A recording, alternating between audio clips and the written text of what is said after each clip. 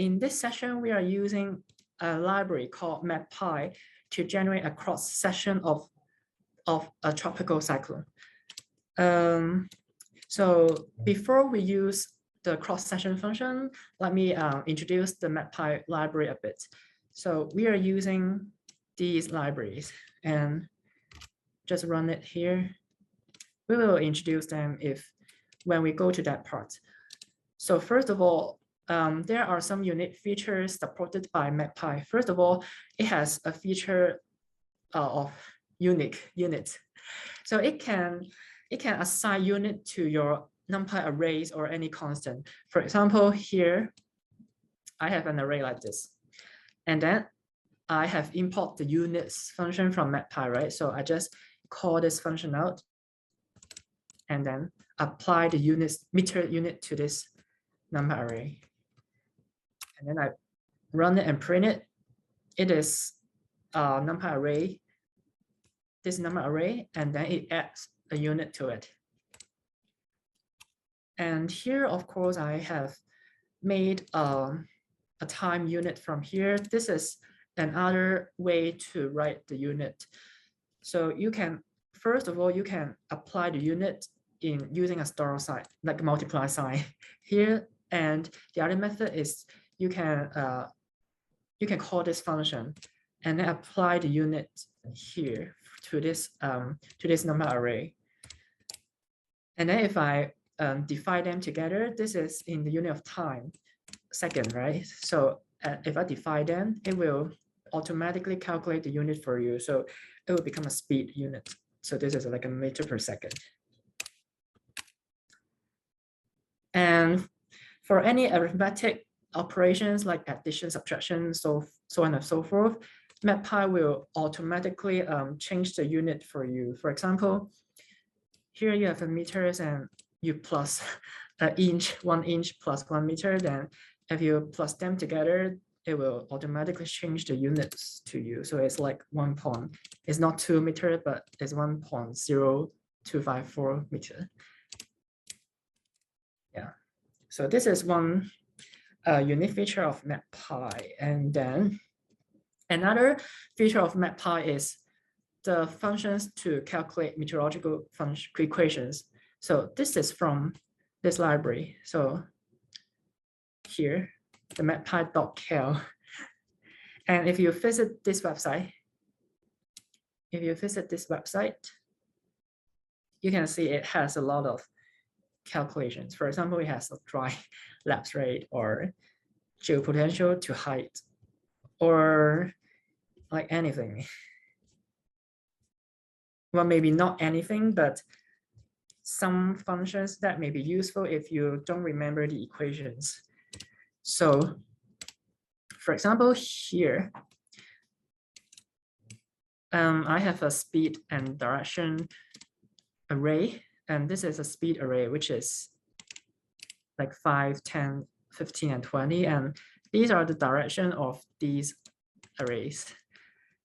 And then if I want to know what is the U and V component of these 4 factors, of these 4 components, then I can use this function, like wind components function from this library.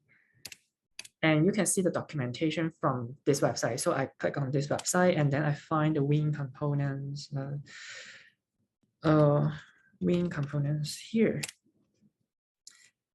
You can find wind components and it tells you that you need to feed the speed and the wind direction to this. And the wind direction, of course, you need to know that this is the direction from which the wind is blowing. Like the bearing is the bearing of the wind. So, and I run this code out here, you can see this is so this is actually the U component and the V component. And I convert back the U and V component to direction and speed. It generates the same array here. So this is one example to use this function to generate, to calculate some meteorological equations. So let's do the main part. Let's create a cross section. So So let's run this code cell first. Here I have a tropical cyclone here. And then I want to draw a cross section. I want to visualize the cross section of this tropical cyclone.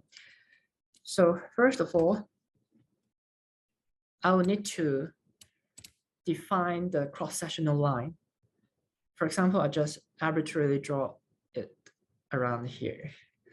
And this is the latitude and longitude of my cross-sectional line. And then, yeah, you can see from here, I just use a scatter plot to add the 2 points and then use a line plot to draw the line. And then after you have defined the cross-section here, before we do the main thing, we need to first use this MPAS function, parse_cf function. So this is a function that tells MPAS which coordinate system the data is using. So you can see here it has a MPAS CRS, and it has the projection latitude longitude. So you need to apply this function before using the MPAS function so that MPAS knows what kind of data that the function is dealing. So you need to apply this function to the data set first, and then assign this whole thing to a variable called ds_parse. Yeah. And then here, I need to calculate some of the variables first. So here I have a cross-section function. Oh, it's already 15. Okay. This is from here. Okay. So MPAS has a function to interpolate your data to match the cross-section that you defined. So this is the function that we used, and you assign the data. You tell it to interpolate this data set first, and then you define the start point of the end point of your cross-sectional line. And here is a set coordinates because this is a function to help this whole thing to know the coordinates of the data.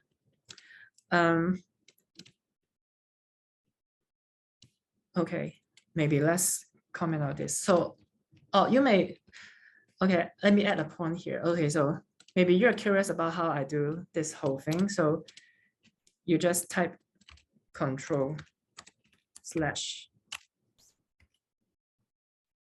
to highlight it, and then do this, and then you just make it all comments. Okay, so first, let's do this first.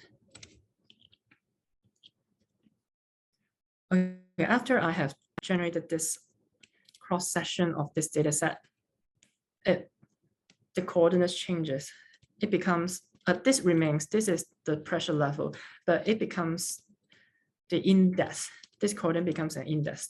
So it basically means well, because you have a cross-sectional line right here. So basically the points within this cross-sectional line. So I just have the x-axis as the cross-section and the y-axis as the pressure levels.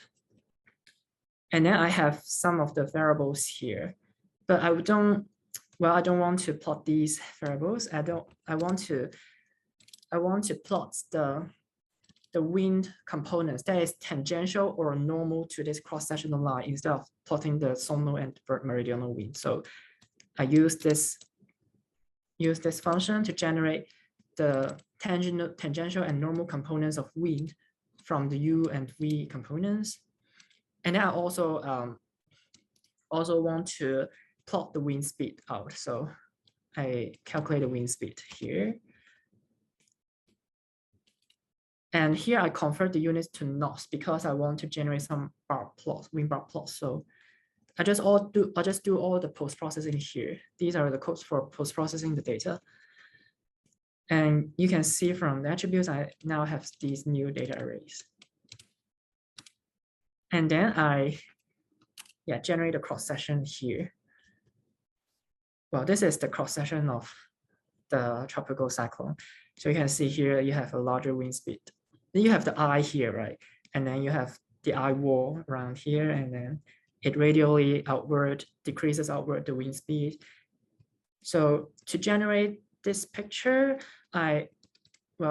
basically I just uses the contour F function and the wind barb function, and then overlay them together in the same figure. So these are actually the functions that you should know. We have introduced this.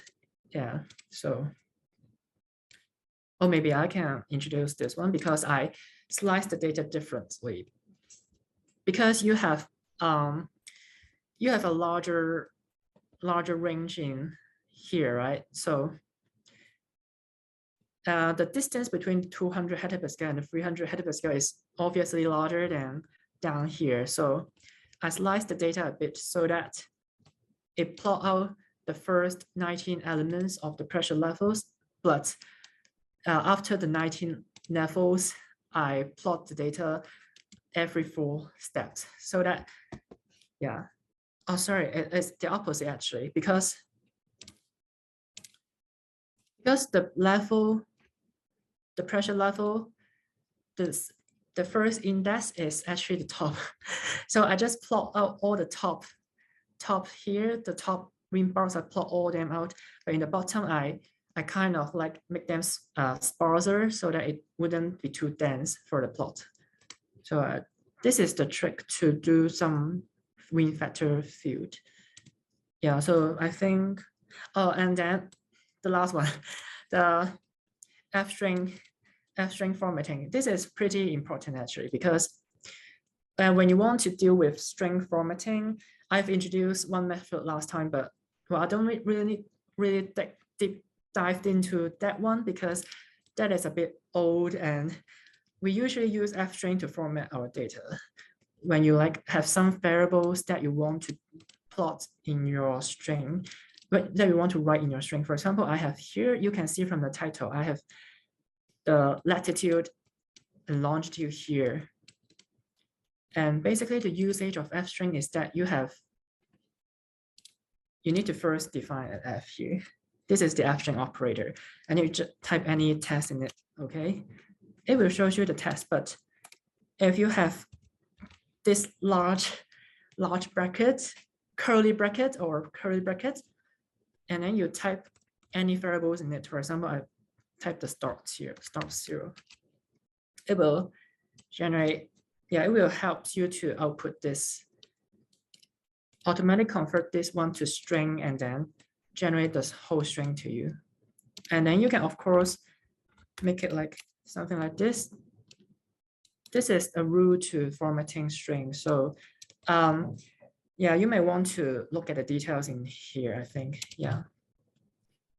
So these are the details of F-string. And the last code cell, let's run it first to see the result.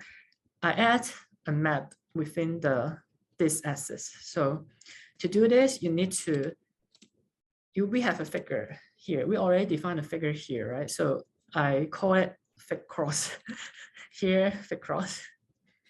And I add another axis to this on top of this axis. And this is the position of the axis that I want to draw.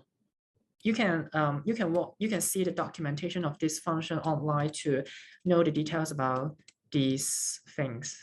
And then I draw the map here, and I define this axis, assign this axis to this object, axis inset. And then I call all the functions like coastlines and then set extend, etc., to this inset axis, then I can draw this out. So, oh, okay.